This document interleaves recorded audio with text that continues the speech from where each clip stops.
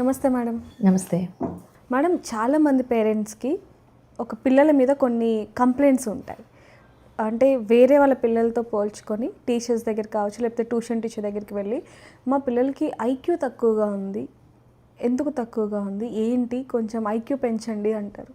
అంటే అదేమన్నా మార్కెట్లో దొరికే వస్తువు అనాలా లేకపోతే ఏంటో తెలియదు, కానీ అంటే ఐక్యూ అనేది మన పెంపకంలో కూడా ఉంటుంది అండ్ టీచర్స్ చెప్పే ఇదిలో కూడా ఉంటుంది, టీచింగ్లో కూడా. అదంతా మర్చిపోయి పేరెంట్స్ వాళ్ళ ఇంట్లో వాళ్ళు బిజీగా ఉంటూ ఓన్లీ టీచర్స్ మీదనే ఐక్యూ పెంచండి మా పిల్లలకి, వాళ్ళతో సమానంగా లేరు, సరిగ్గా లేరు అని కంప్లైంట్ ఇస్తూ ఉంటారు. దీనికి సంబంధించి మీరు ఏం చెప్తారు? ఐక్యూ అనేది అవసరమే, కానీ పేరెంట్స్ అందరూ కూడా అదొక్కటే అవసరమో అని భ్రమలో ఉన్నారు. ఐక్యూ ఉంటే చాలు, ఇంకా మనిషికి అంతకంటే అవసరం ఏం లేదు, దానిలోనే చాలా సక్సెస్ చూస్తాము, గ్రోత్ చూస్తాము అనుకుంటారు. కానీ వాటిని మించినవి నేర్చుకోవాల్సినవి చాలా ఉన్నాయి. కానీ అవన్నీ పెద్ద అయ్యాక కాదు, చిన్నప్పటి నుంచే స్టార్ట్ చేయాలి. ఇప్పుడు చాలామంది సఫర్ అయ్యేది ఏంటి అంటే ఐక్యూ లెవెల్స్ బాగుండి కూడా ఇంకొన్ని కావాలి అని చెప్పాను కదా, అవి లేకపోవడం వల్ల ఇబ్బంది పడుతున్న వాళ్ళు చాలామంది ఉన్నారు. ఫస్ట్ ఐక్యూ అంటే ఏంటో చూద్దాం. ఐక్యూ ఇంటెలిజెన్స్ కోషెంట్, ఒక మనిషి యొక్క కాగ్నేటివ్ కెపాసిటీని తెలియజెప్పేది. అంటే వాళ్ళు ఎంత స్పీడ్గా క్యాలిక్యులేషన్స్ చేస్తున్నారు, వాళ్ళ యొక్క ఇంటెలిజెన్స్ ఎలా ఉంది అనే దాన్ని మనం ఐక్యూతో క్యాలిక్యులేట్ చేస్తూ ఉంటాం. ఇది ఒక్కటే ఉంటే సరిపోతుందా అంటే సరిపోదు.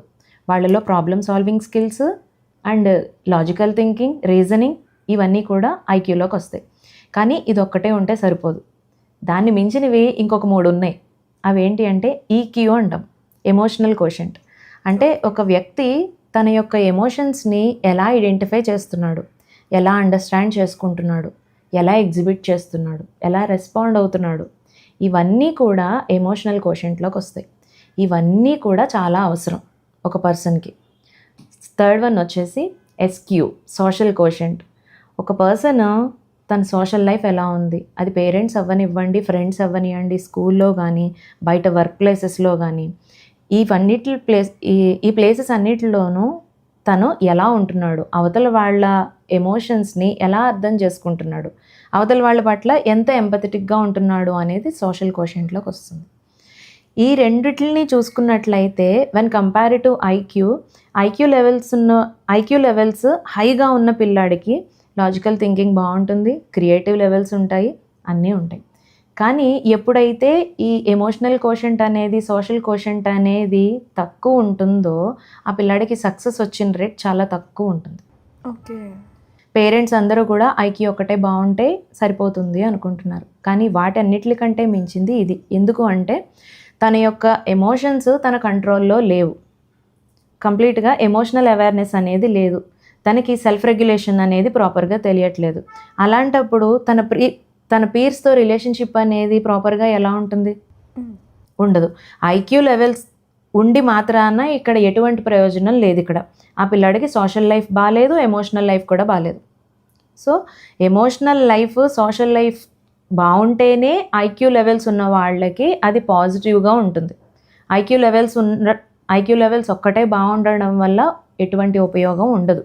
దీనికి ఒక ఎగ్జాంపుల్ కూడా మనం అనుకోవచ్చు మేడం. ఒక షోలో కూడా ఒక బాబు తనకి ఏదైతే తెలుసో అదే, అమితాబ్ బచ్చన్ గారిది ఒక షో మీరు కూడా చూసే ఉండొచ్చు. అందులో కూడా బాబుకి కొంతవరకు ఐక్యూ ఉన్నప్పటికీ కూడా బిహేవింగ్ అనేది అండ్ ఆన్సర్ తెలియనప్పుడు అమితాబ్ బచ్చన్ గారితో బిహేవ్ చేసే బిహేవియర్ ఇదంతా మనం చూసాం. సో ఇది ఎగ్జాంపుల్ అని చెప్పొచ్చు మీరు చెప్పేదానికి. ఇది కంప్లీట్గా పేరెంటింగ్లోకి వస్తుంది, దాని గురించి మనం లాస్ట్లో డిస్కస్ చేద్దాము. ఇంకొక పాయింట్ ఉంది. ఇప్పుడు ఐక్యూ లెవెల్స్ బాగున్నాయి, ఎమోషనల్ అండ్ సోషల్ లైఫ్ బాగాలేదు, ఇలాంటి పిల్లలకి సక్సెస్ రేట్ తక్కువ వస్తుంది అని చూసుకున్నాం.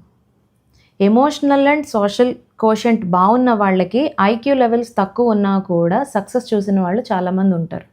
ఎందుకు అంటే IQ levels normal range 80 to 90 ఉన్నప్పటికీ కూడా ఎమోషనల్గా తను చాలా స్ట్రాంగ్గా ఉన్నాడు ఒక పర్సన్. అండ్ సోషల్ లైఫ్ చాలా బాగుంది. ఎందుకు అంటే తనకి హెల్పింగ్ నేచర్ ఉంది, ఎంపథెటిక్గా ఆలోచించగలడు, తనకి సోషల్ సపోర్ట్ అనేది దొరుకుతుంది. ఖచ్చితంగా ఆ అబ్బాయి లైఫ్లో సక్సెస్ అనేది చూస్తాడు. ఐక్యూ లెవెల్స్ కంటే కూడా ఇవి చాలా ఇంపార్టెంట్ కదా, ఇక్కడ ప్రూవ్ అయిందా లేదా? సో ఇవన్నీ కాకుండా ఇంకొకటి ఉంది, ఏక్యూ, అడ్వర్సిటీ కోషెంట్. ఇది ఏం చెప్తుంది అంటే ఒక పర్సన్లో మన లైఫ్లో ఏదో ఒక పాయింట్లో జరగకూడని సంఘటన జరిగినప్పుడు మనం ఒక చోట స్ట్రక్ అవుతూ ఉంటాం, రైట్?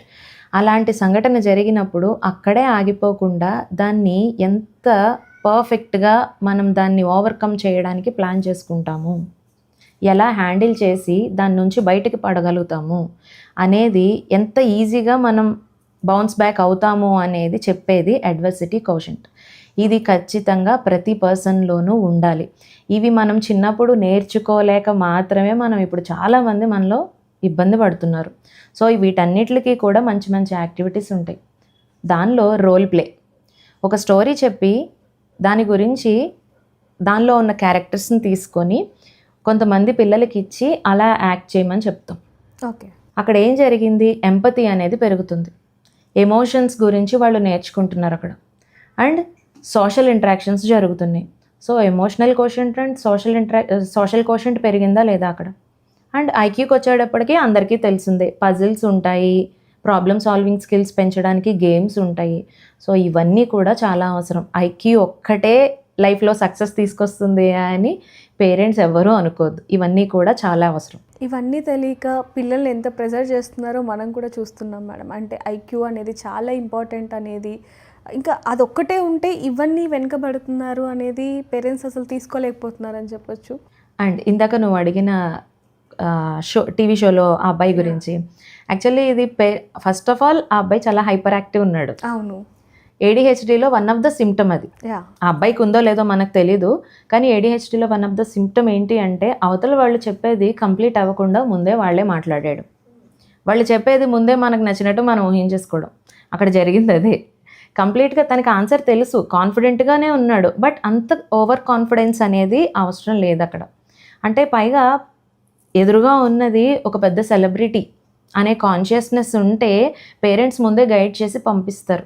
బట్ ఎగ్జైట్ అయిపోయాడు, చాలా చాలా ఎగ్జైట్ అయిపోయాడు తనకు ఆన్సర్స్ తెలుసు అనేటప్పటికి. సో అది కూడా కంట్రోల్ చేసుకోవడం అనేది ముందు నుంచి అలవాటు చేయాలి, అప్పుడు ఇలాంటి చిన్న చిన్న మిస్టేక్స్ జరగవు. సో దాంట్లో కూడా చాలామంది ఆ వీడియోస్ గురించి కూడా మాట్లాడినప్పుడు మేడం, అతనికి రెస్పెక్ట్ ఇవ్వటం తెలియదు, ఫస్ట్ పేరెంట్స్ నేర్పించాలి అనేది మనం చూస్తున్నాం. అంటే ఇది ఒక ఎగ్జాంపుల్ అనుకోవాలి. ప్రతిదీ టీచర్స్ మీద ఆధారపడకుండా పేరెంట్స్ది కూడా కొంచెం ఉండొచ్చు. అంటే పేరెంట్స్ అప్పటికి చెప్పినప్పటికీ కూడా ముందు నుంచి చెప్పుంటే ఆ రోజు ఆ బాబుకి అలాంటి పరిస్థితి వచ్చేది కాదు అని చెప్పి కొన్ని చూపించాలి, ఇలా ఉండాలి, ఇలా బిహేవ్ చేయాలి. కొంచెం మనం ఈ ప్లేసెస్కి వెళ్తున్నప్పుడు నిన్ను ఎంతమంది జడ్జ్ చేస్తారు, సో నువ్వు కొంచెం జాగ్రత్తగా ఉండాలి. ఫస్ట్ ఆఫ్ ఆల్ ఇలాంటి ఆన్సర్స్ ఇవ్వకూడదు పెద్దవాళ్ళకి అనేది వాళ్ళు ప్రిపేర్ చేసి ఉండాల్సింది. చేశారో లేదో తెలీదు, మనకి అక్కడ పిల్లాడి విషయానికి వచ్చేటప్పటికి కొంచెం హైపర్గానే అనిపించాడు. సో అందువల్ల ఇంత ట్రోల్ చేశారు ఆ అబ్బాయిని. Thank you ma'am, thank you so much. Thank you. For more videos like this, subscribe Big TV channel.